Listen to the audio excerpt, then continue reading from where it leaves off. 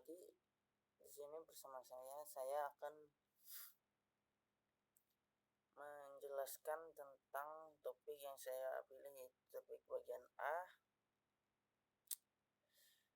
Perkenalkan, nama saya Perdika Boy, NIM 203020210013. Topik yang saya ambil adalah topik A, atau praktik manajerial adalah kegiatan yang dilakukan oleh manajer.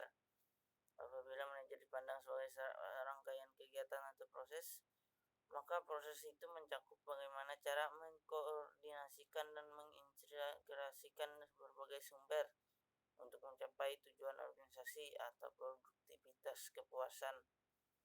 Gambarkan bentuk manajerial tersebut dalam bidang pendidikan.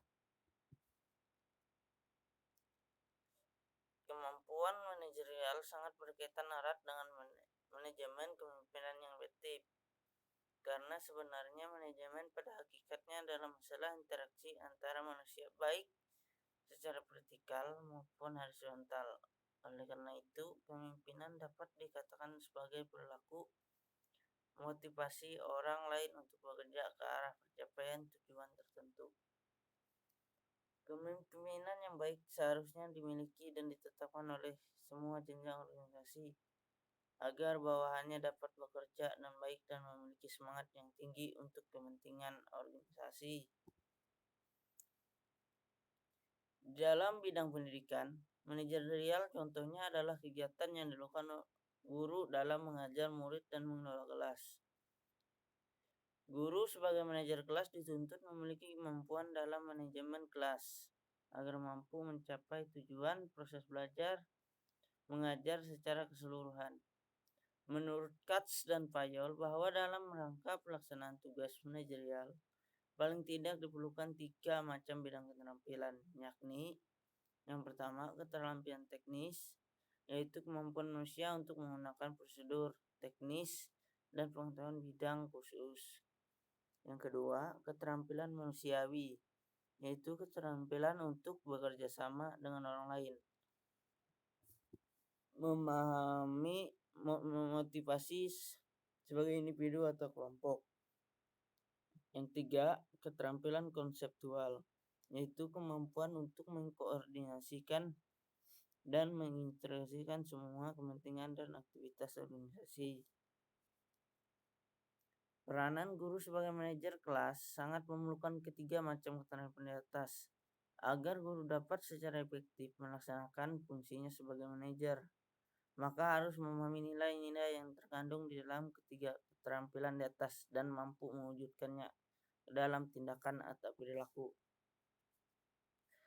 Adapun nilai-nilai yang terkandung di dalam ketiga keterampilan tersebut sebagai berikut. Yang pertama, keterampilan teknis, yaitu menguasai pengetahuan tentang metode, proses, prosedur, dan teknik untuk melaksanakan kegiatan khusus, dan kemampuan untuk memanfaatkan serta menggunakan sarana peralatan yang diperlukan dalam mendukung kegiatan yang bersifat khusus tersebut. Selanjutnya, keterampilan manusiawi, yaitu kemampuan untuk memahami perilaku manusia dan proses kerjasama. Kemampuan untuk memahami isi hati, sikap, dan motif orang lain, mengapa mereka berkata dan berperilaku. Selanjutnya, kemampuan untuk berkomunikasi secara jelas dan efektif. Dan terakhir, kemampuan menciptakan kerjasama yang efektif, kooperatif, praktis, dan diplomatis, dan mampu berperilaku yang dapat diterima. Yang C, keterampilan konseptual, yaitu yang pertama, kemampuan berpikir nasional.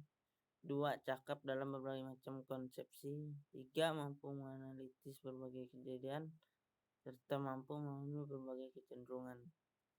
4, mengantisipasi perintah serta mampu mengenali dan memahami macam-macam masalah sosial untuk mendukung terpenuhnya tuntutan manajerial skill sesuai dengan kedudukan pemimpin dan struktur organisasi. Maka setiap orang disebut pemimpin harus berusaha memiliki sikap kepemimpinan.